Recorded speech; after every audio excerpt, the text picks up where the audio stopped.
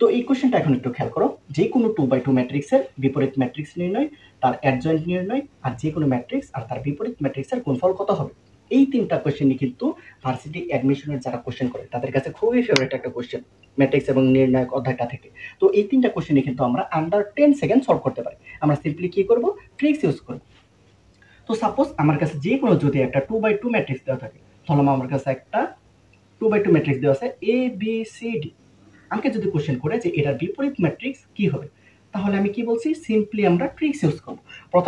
প্রথমে লিখবা 1/, প্রথমে এই দুটার গুণফল বিয়োগ হচ্ছে এই দুটার গুণফল, নিচে কি লিখবো আমরা, এডি মাইনাসের বিসি, মানে প্রথমে এই দুটার গুণফল বিয়োগ হবে এই দুটার গুণফল।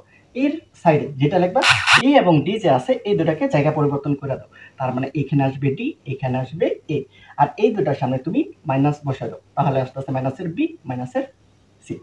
তার মানে যে কোনো 2/2 ম্যাট্রিক্স দেওয়া থাকলে তার বিপরীত ম্যাট্রিক্স কি হবে, বি ইনভার্স 1 কি হবে, 1/, নিচে কি লিখবো, এডি মাইনাসের বিসি। আর এর সাইডে যে অ্যাডজয়েন্ট হবে সেটা কিভাবে লিখবো, যে প্রথমে এই দুটাকে জায়গা পরিবর্তন করে দাও, তো এখানে আসতে আসতে ডি আর এ আসতে আসতে এখানে, আর বাকি যে ভুক্তি দুটো আছে তাদের সামনে তুমি সিম্পলি মাইনাস দ্বারা গুণ করে দাও। বুঝাইতে পারছি? তো এখন একটু খেয়াল করো, যদি বলে যে এই ম্যাট্রিক্সটার বিপরীত ম্যাট্রিক্স বের করো, কিভাবে বের করবো। তো এই ম্যাট্রিক্সটা বিপরীত ম্যাট্রিক্স যদি লিখি, প্রথমে কি লিখবো আমরা, প্রথমে এই দুটার গুণফল মানে মাইনাসের 2 আর সূত্রে মাইনাস, দেন কি করব, এই দুটার গুণফল, তো এই দুটার গুণফল কত আসতে আছে, মাইনাসের 12, তার মানে এখানে যেহেতু মাইনাস আছে তার মানে এখানে অ্যাকচুয়ালি আসবে প্লাস একটা। বুঝাইতে পারছি? তো এখন দেখো এর সাইডে যে অ্যাডজয়েন্টটা লিখবো কিভাবে, এই দুটাকে জায়গা পরিবর্তন করে দাও, এখানে আসবে মাইনাসের 1, এখানে আসবে 2, আর এই দুটা যে ভুক্তি আছে তাদেরকে মাইনাস দ্বারা গুণ করে দাও, এখানে আসতেছে 3, এখানে আসতেছে মাইনাসের 4। তো এটাই কিন্তু হচ্ছে যে এই এ ম্যাট্রিক্সের বিপরীত ম্যাট্রিক্স। বুঝাইতে পারছি? তো এটাকে যদি আমি ক্যালকুলেশন করতাম কি হবে, 1/10 ইন্টু হচ্ছে মাইনাসের 1, 3, মাইনাসের 4, 2। তো তো তুমি চাইলে এখানে 1/10 দ্বারা প্রত্যেকটা ভুক্তিকে কিন্তু গুণ করে দিতে পারো। আর যদি অপশনে এরকমই দেওয়া থাকে তো এটাই কিন্তু অ্যান্সার। বুঝাইতে পারছি? তো এখন সেকেন্ড কোশ্চেনটা একটু খেয়াল করো, যে যদি বলে যে যে কোনো 2/2 একটা ম্যাট্রিক্স দেওয়া আছে, যে এর অ্যাডজয়েন্টের মানটা কত হবে। তো একটু খেয়াল করো, যারা আমরা ম্যাট্রিক্স এবং নির্ণায়ক অধ্যায়টা কিছু না কিছু হলেও পড়ছি, তারা কি জানে যে যে কোনো ম্যাট্রিক্সের বিপরীত ম্যাট্রিক্স বের করার অ্যাকচুয়াল যে ফর্মুলা সেটা হচ্ছে 1/, নিচে কি থাকে, ডিটারমিনেন্ট অফ ওই ম্যাট্রিক্স। তো এই ক্ষেত্রে যেহেতু আমার কাছে বি ম্যাট্রিক্স দেওয়া আছে, তার মানে ফর্মুলাটা কি হবে, সূত্রটা কি হবে, যে বি ইনভার্স 1 সমান সমান 1/, ডিটারমিনেন্ট অফ বি ইনটু আমরা কি লিখি, অ্যাডজয়েন্ট অফ বি ম্যাট্রিক্স। তো এইটা কিন্তু যে কোনো একটা স্কোয়ার ম্যাট্রিক্স বা বর্গ ম্যাট্রিক্স দেওয়া থাকে, তার যে বিপরীত ম্যাট্রিক্স আছে সেটা বের করার অ্যাকচুয়াল সূত্রটা। বুঝতে পারছি? বি ইনভার্স 1 সমান সমান কি, 1/, ডিটারমিনেন্ট অফ বি ইনটু হচ্ছে অ্যাডজয়েন্ট অফ বি ম্যাট্রিক্স। তো একটু খেয়াল করো, এখন যদি আমরা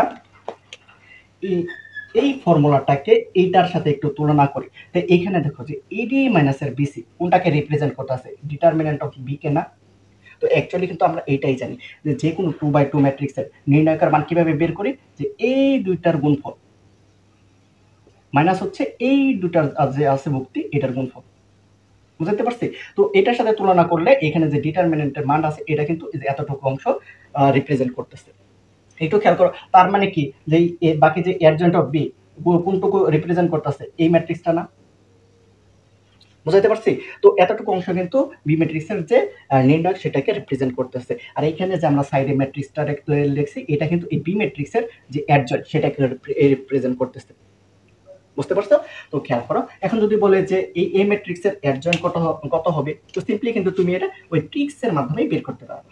কি হবে, এই দুটা যে ভুক্তি আছে এই দুটাকে জায়গা পরিবর্তন করে দাও, এখানে আসবে মাইনাসের 1, এখানে আসবে 2, আর বাকি দুটাকে তুমি মাইনাস দ্বারা গুণ করে দাও, তার মানে এখানে আসতেছে 3, এখানে আসতেছে মাইনাসের 4। বুঝছো? তো এটাই কিন্তু হচ্ছে যে আমাদের এ ম্যাট্রিক্স আছে ওইটার অ্যাডজয়েন্ট। বুঝতে পারছো? তো আশা করি এরকম কোশ্চেন যদি দেওয়া থাকে তো তোমরা কিন্তু ইজিলি সলভ করতে পারবে।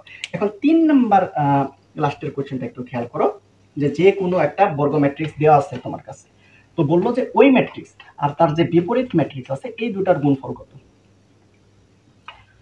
তো সিম্পলি মাথায় রাখবা, যে কোনো বর্গ ম্যাট্রিক্স দেওয়া থাকে সেটা 2/2 হইতে পারে, মানে তার দুইটা সারি দুইটা কলাম থাকলো, অথবা 3/3 হইতে পারে, অথবা 4/4 হইতে পারে। তার মানে তোমার কাছে যে কোনো যদি বর্গ ম্যাট্রিক্স দেওয়া থাকে, আর তুমি যদি তার যে বিপরীত ম্যাট্রিক্স আছে এই দুটাকে গুণ করো, গুণফলটা অলওয়েজ আসবে অভেদক ম্যাট্রিক্স। বুঝাইতে পারছি?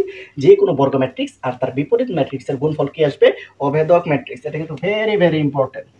এই লাইনটা সবসময় খেয়াল রাখবা। তো ম্যাট্রিক্সটা যদি সাপোজ 2/2 ম্যাট্রিক্স হয়, যেমন এই ক্ষেত্রে, তার মানে এই ম্যাট্রিক্সটা আর এর বিপরীত ম্যাট্রিক্সের গুণফল কত আসবে? অভেদক ম্যাট্রিক্স। কিন্তু তার সারি এবং কলম সংখ্যা কত হবে? যেহেতু এটা 2/2 ম্যাট্রিক্স, মানে এখানে যে অভেদক ম্যাট্রিক্সটা আসবে তার সারি এবং কলম সংখ্যাও কিন্তু হবে 2/2। বুঝতে পারছো? তো সিম্পলি এখানে যদি আমরা a আর a ইনভার্স 1 গুণ করতাম, তো আমাদের কিন্তু জেনারেল প্রসেসে গুণ করার কোনো দরকারই পড়বে না। কারণ আমরা কি জানি যে কোনো ম্যাট্রিক্স আর তার বিপরীত ম্যাট্রিক্সের গুণফল অলওয়েজ আসে অভেদক ম্যাট্রিক্স। তার মানে এই ক্ষেত্রে অ্যান্সার আসবে কত? যেহেতু এটা 2/2 ম্যাট্রিক্স, তার মানে আমার অ্যান্সার আসতে 1001। বুঝতে পারছি? তার মানে এই ম্যাট্রিক্স আর তার বিপরীত ম্যাট্রিক্সের গুণফল সেটাই কতটুকু আসতেছে, কি আসতেছে? 2। আর যদি অপশনে দেওয়া থাকে এইটা। বুঝতে পারছো?